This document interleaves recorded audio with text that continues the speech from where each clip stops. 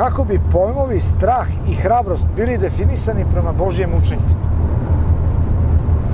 Strah je jedna pozitivna osobina da se čovjek boji smrti. I postoji nešto se zove strah gospodnji. To je jedan strah koji bi čovjek trebao da neguje, a to je da se čovjek boji da ne uradi nešto loše što će ugroziti njegov život. Čovjek neće ugroziti svoj život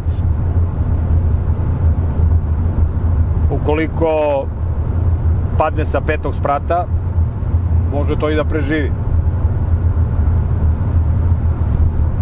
Najgori način da čovjek ugrozi svoj život jeste da se odvoji od Boga, a to je da živi nemoralno.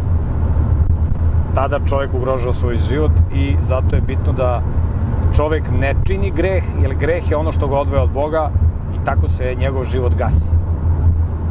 A hrabrost, to je jedna karakterna osobina koja se stiče vežbanjem. Trebaš da se vežbaš, da budeš hrabar, da radiš ono što je ispravno. Jer ako kreneš da radiš ono što je ispravno, svi će da skoče da ti se ismejavaju, da ti se rugaju, da te vređaju i tako dalje i tako dalje. Tako da je jako poželjno da se vežbaš, da živiš moralno i da istraješ u tome bez obzira na provokacije, ismejavanja, ruganja i tako dalje i tako dalje.